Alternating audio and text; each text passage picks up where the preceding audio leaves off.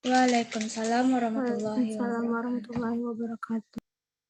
Salam sejahtera kepada kita semua. Puji syukur kita aturkan kepada Allah Subhanahu wa taala dan tak lupa salawat serta salam yang selalu tercurahkan kepada Nabi Muhammad SAW.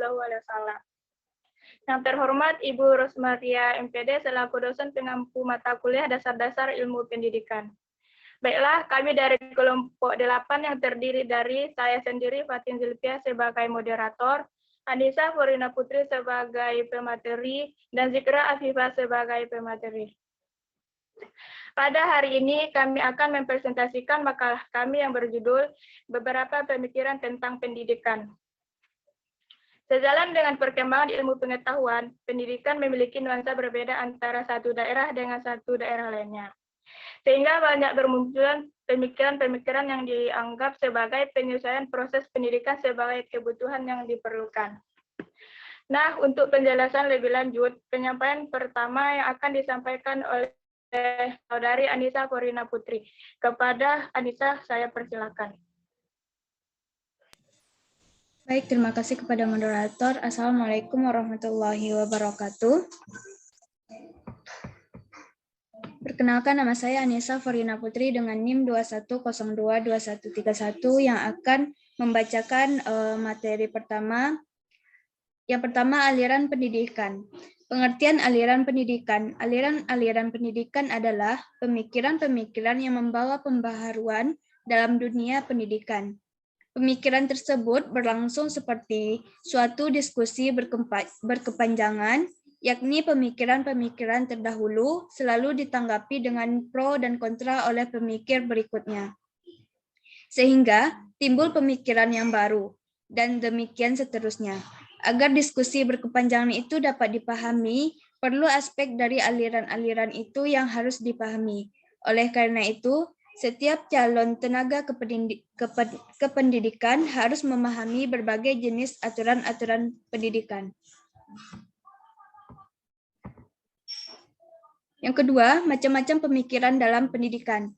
Pertama, pemikiran klasik. Aliran klasik merupakan pemikiran-pemikiran tentang pendidikan yang telah dimulai pada zaman Yunani kuno dan dengan kontribusi berbagai bagian dunia lainnya. Akhirnya berkembang dengan pesat di Eropa dan Amerika Serikat. Aliran-aliran klasik meliputi aliran nativisme, naturalisme, empirisme, dan konvergensi merupakan benang merah yang menghubungkan pemikiran-pemikiran pendidikan masa lalu, kini, dan mungkin yang akan datang. Selanjutnya, macam-macam aliran klasik. Yang A, aliran empirisme. Empirisme berasal dari bahasa Latin, asal kata empiri yang berarti pengalaman. Aliran ini dipelopori oleh John Locke 1632 sampai 1704. Filosof kebangsaan Inggris yang terkenal dengan teorinya tabula rasa, artinya meja berlapis lilin yang belum ada tulisan di atasnya. Dengan kata lain, seseorang dilahirkan seperti kertas kosong yang belum ditulisi, maka pendidikanlah yang akan menulisnya. Menurut John Locke dalam Bilsen 1970, hal-hal yang perlu diperhatikan dalam pendidikan adalah: 1. Pendidikan harus diberikan sejak awal mungkin. 2. Pembiasaan dan latihan lebih penting daripada peraturan, perintah, atau nasihat. 3. Anak didik harus diamati dari dekat untuk melihat: yang pertama, apa yang paling tepat bagi anak itu sesuai dengan umurnya atau tingkat perkembangannya. Yang kedua, hasrat-hasrat yang amat kuat. Yang ketiga, kecenderungannya mengikuti orang tua dapat merusak semangat anak. Yang keempat, anak harus dianggap sebagai makhluk rasional. Dalam hal ini, kepada anak harus diberikan alasan tentang hal-hal yang dituntut darinya. Yang kelima, pelajaran di sekolah jangan sampai menjadi beban bagi anak, namun hendaknya menyenangkan dan merupakan suasana bermain yang membuka seluas-luasnya berbagai kemungkinan yang dapat timbul. B. Aliran Nativisme. Nativisme berasal dari bahasa Latin, asal kata natives, berarti terlahir. Aliran ini dipelopori oleh Schopenhauer, seorang filosof kebangsaan Jerman yang hidup dalam tahun 1788 sampai 1860. Dia berpendapat bahwa pendidikan ialah membiarkan seseorang bertumbuh berdasarkan pembawaannya. Seseorang akan berkembang berdasarkan apa yang dibawanya sejak lahir. Hasil akhir perkembangannya dan pendidikan manusia ditentukan oleh pembawaannya dari lahir. Pembawaan itu ada yang baik dan ada yang buruk. Oleh karena itu, manusia akan berkembang dengan pembawaan baik maupun pembawaan buruk yang dibawanya dari lahir. Selanjutnya, aliran naturalisme. Naturalisme berasal dari bahasa Latin yaitu nature, artinya alam, tabiat, dan pembawaan. Zahara 1987-31 mengatakan aliran naturalisme ini dinamakan juga dengan negativisme. Ialah aliran yang meragukan pendidikan untuk perkembangan seseorang karena dia lahir dengan pembawaan yang baik. Ciri utama aliran ini ialah dalam mendidik seseorang kembalilah kepada alam agar pembawaan seseorang yang baik itu tidak rusak oleh pendidik. Pembawaan yang baik itu supaya berkembang secara spontan. Selanjutnya, aliran konvergensi. Konvergensi berasal dari bahasa Inggris dari kata convergere, artinya pertemuan pada satu titik. Pemikiran ini dipelopori oleh William Stern, seorang ahli pendidikan bangsa Jerman dalam tahun 1871 sampai 1937. Ia mengatakan bahwa aliran ini mempertemukan atau mengawinkan dua aliran yang berlawanan di atas antara nativisme dan empirisme. Perkembangan seseorang tergantung kepada pembawaan dan lingkungannya. Pembawaan dan lingkungan mempengaruhi perkembangan seseorang. Pembawaan seseorang baru berkembang karena pengaruh lingkungan.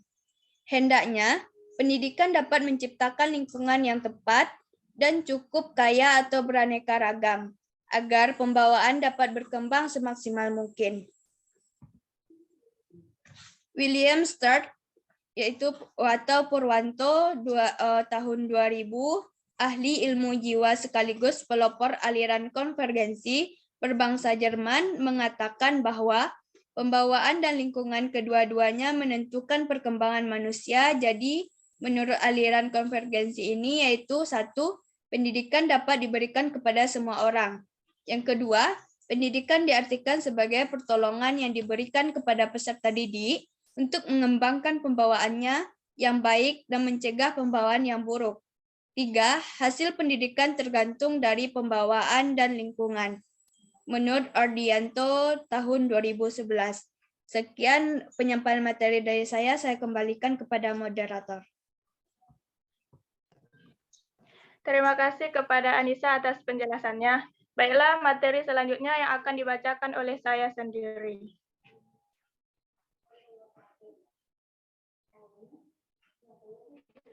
Dua pemikiran baru tentang pendidikan. A. Pengajaran alam sekitar. Prinsip yang dianut dalam Hematku yakni Tirta Raja dan Sulo 2005. A. Dalam pengajaran alam sekitar, guru dapat memperagakan secara langsung. B. Pengajaran alam sekitar memberikan kesempatan sebanyak-banyaknya agar anak berpartisipasi aktif. C. Pengajaran alam sekitar memungkinkan untuk diberlakukan pengajaran totalitas dengan ciri segala bahan pengajaran berhubungan satu sama lain.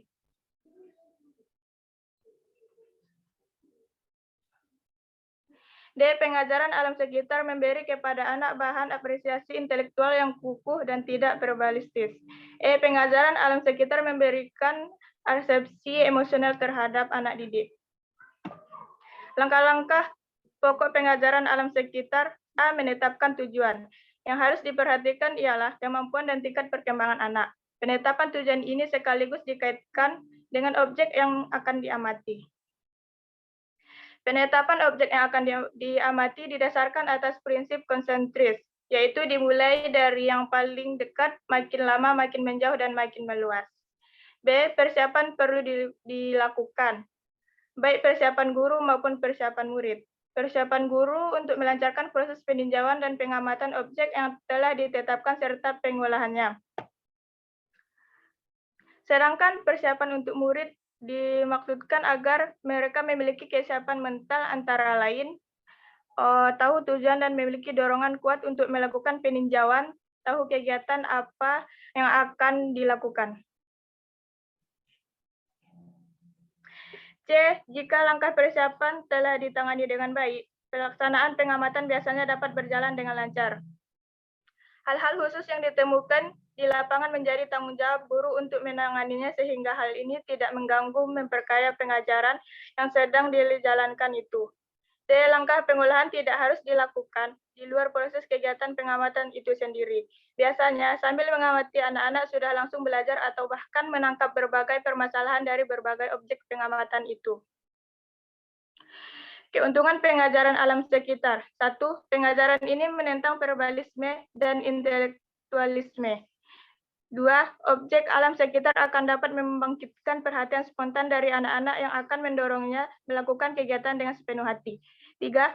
Anak-anak selalu didorong untuk aktif dan kreatif. Hal ini sesuai dengan kodrat alam.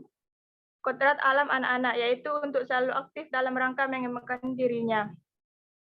4. Bahan-bahan yang diajarkan dapat mempunyai nilai praktis bagi anak-anak. Mereka yang dipelajari adalah yang mereka jumpai sehari-hari dan memiliki kemanfaatan langsung dalam hidupnya. Terakhir, anak-anak dijadikan subjek bagi alam sekitar. B. Pengajaran pusat perhatian. Pengajaran pusat perhatian menurut Tirdaraja dan Sulo 2005. Pengajaran pusat perhatian dirintis oleh Epidemina Taylor tahun 1871 sampai 1932 dari Belgia dengan pengajaran melalui pusat-pusat minat atau Centres Enseignement. Di samping pendapatnya tentang pengajaran global, pendidikan menurut Taylor berdasar pada semboyan École pour une vie, para la vie atau sekolah untuk hidup dan oleh hidup.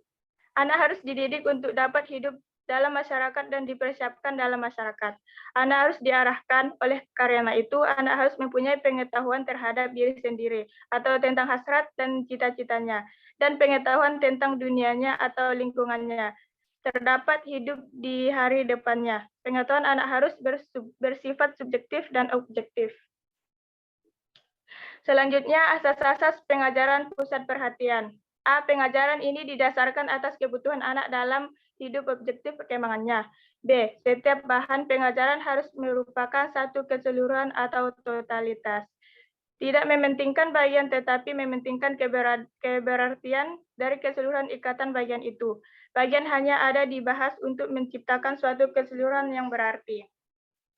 C. Hubungan keseluruhan di antara bagian itu adalah hubungan simbiosis, yaitu hubungan saling butuh membutuhkan, saling hidup menghidupi, saling tergantung, dan saling memberi arti. Misalnya, dalam pengajaran tentang padi harus dibicarakan juga tentang bahan sawah dan pengolahannya, musim pupuk, adat istiadat menanam padi dan panen, kebutuhan penduduk akan beras, pengolahan beras menjadi berbagai macam makanan dan sebagainya.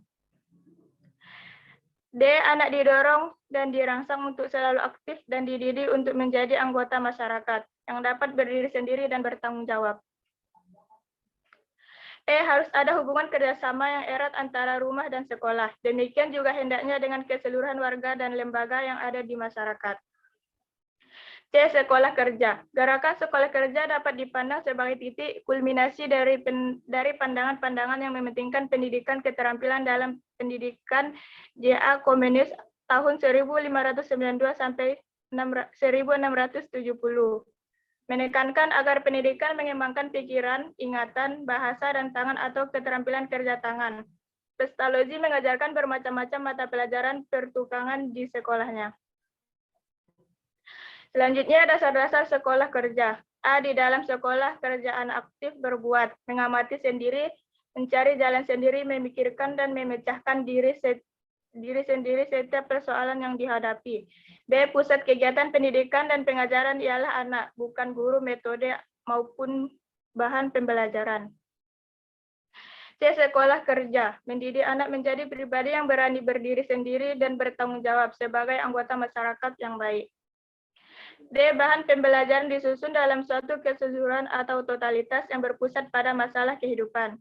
E. Sekolah kerja tidak mementingkan pengetahuan, sikap yang bersifat hafalan atau hasil peniruan, melainkan pengetahuan fungsional yang dapat dipergunakan untuk berprakarsa, mencipta, dan berbuat.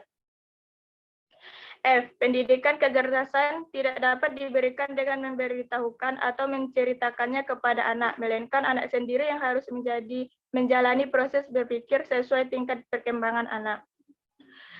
Selanjutnya G. Sekolah kerja merupakan suatu bentuk masyarakat kecil yang di dalamnya anak-anak mendapatkan latihan dan pengalaman yang amat penting, artinya bagi pendidikan moral, sosial, dan kecerdasan.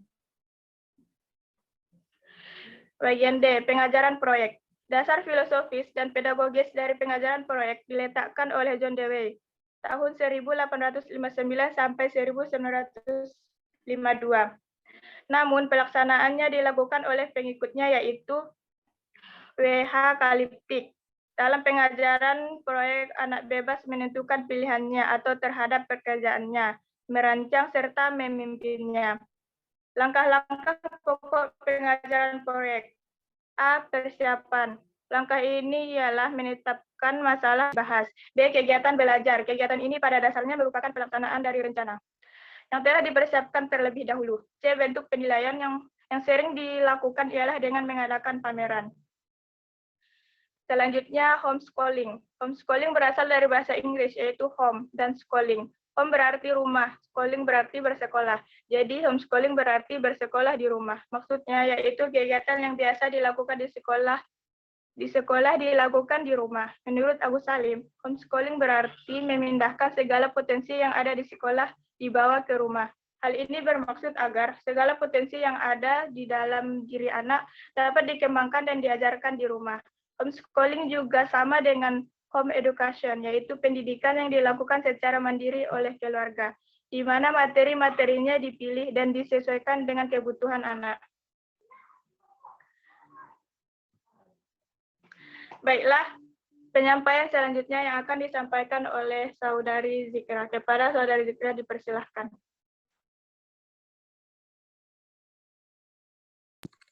Baiklah, saya akan melanjutkan pembacaan materi. Dampak negatif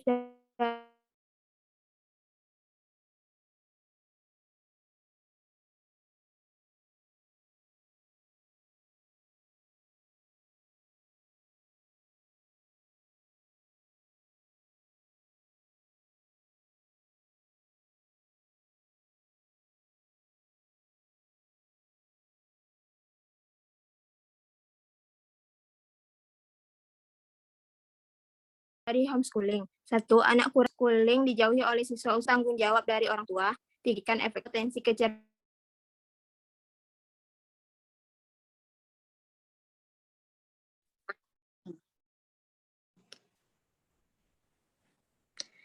Baiklah, saya akan melanjutkan pembacaan materinya. Dampak negatif dari homeschooling.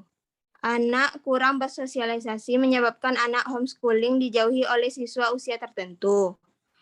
2. Membutuhkan komitmen dan tanggung jawab dari orang tua. 3. Proteksi berlebihan dari orang tua dapat memberikan efek samping ketidakmampuan menyelesaikan situasi dan masalah sosial yang kompleks yang tidak terprediksi.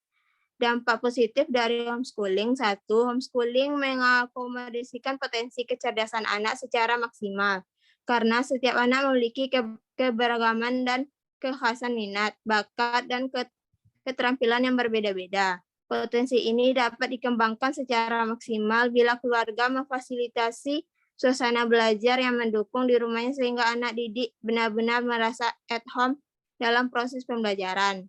2. Metode ini mampu menghindari pengaruh lingkungan negatif yang mungkin akan dihadapi oleh anak di sekolah umum. Pergaulan bebas, tawuran, rokok, dan obat-obatan terlarang menjadi momok yang terus membantai orang tua, sedangkan mereka tak dapat mengawasi putra-putrinya setiap waktu. 3. Dengan homeschooling, kecerdasan anak akan berkembang secara penuh. Karena anak diberikan kebebasan untuk belajar, homeschooling memberi banyak keleluasan bagi anak didik untuk menikmati proses belajar. 4. Setiap siswa homeschooling diberi kesempatan untuk terjun langsung mempelajari materi yang disediakan. F. Sekolah alam. Sekolah alam merupakan sekolah yang dibangun untuk upaya pengembangan pendidikan yang dilakukan di alam terbuka, agar mengetahui pembelajaran dari semua makhluk hidup di alam ini secara langsung. Berbeda dengan sekolah pada umum yang menggunakan sistem ruangan terbuka, para siswa di sekolah alam dibebaskan waktunya untuk lebih banyak berinteraksi di alam terbuka sehingga terbentuk pembelajaran langsung pada materi dan pembelajaran yang bersifat pengalaman. Konsep yang digunakan dalam sekolah alam adalah meliputi penggunaan alam secara tempat untuk belajar, penggunaan alam sebagai media dan bahan untuk pembelajaran, serta alam yang digunakan untuk objek pembelajaran. Sekolah ini mampu mengatasi kebosanan yang terjadi pada siswa jika melakukan pembelajaran di alam saja. Efeknya adalah dengan adanya sekolah alam tersebut bisa mewujudkan sebuah cita-cita pada setiap orang yang peduli akan perubahan terjadi dalam dunia pendidikan khususnya di Indonesia. G. Pendidikan berasrama. Boarding school. Boarding school adalah sistem sekolah dengan asrama di mana peserta didik juga para guru dan pengelola sekolah tinggal di asrama yang berada di dalam lingkungan sekolah.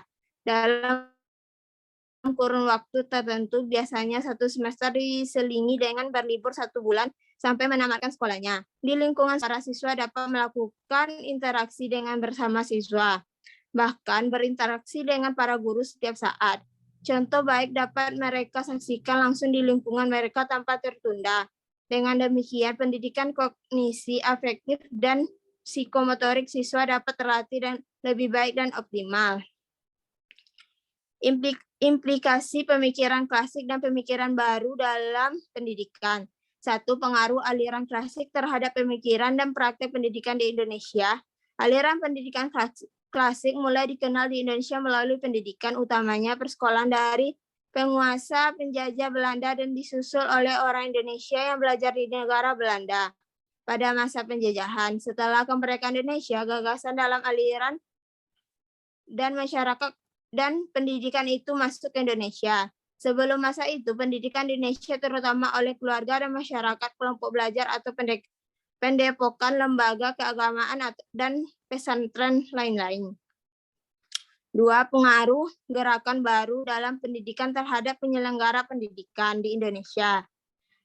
Telah dikemukakan bahwa gerakan baru dalam pendidikan tersebut terutama berkaitan dengan kegiatan belajar mengajar di sekolah, namun dasar pemikiran tertentu menjangkau semua segi dari pendidikan, bagi konseptual maupun operasional. Sebab itu, mungkin saja gerakan itu tidak dapat diadopsi seutuhnya di suatu masyarakat atau negara tertentu.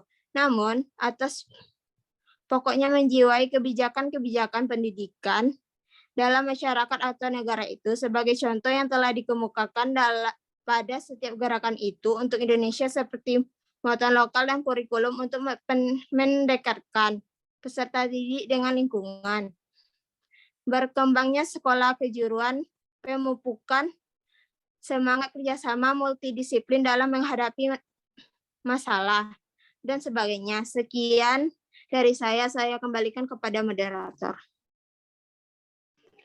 Terima kasih kepada Zikra atas penjelasannya. Baiklah, demikian presentasi kami pada hari ini. Kami dari kelompok 8 pamit undur diri. Terima kasih atas perhatiannya dan mohon maaf apabila ada kesalahan baik perbuatan ataupun perkataan. Akhirul kalam, wassalamualaikum warahmatullahi wabarakatuh. Waalaikumsalam warahmatullahi wabarakatuh.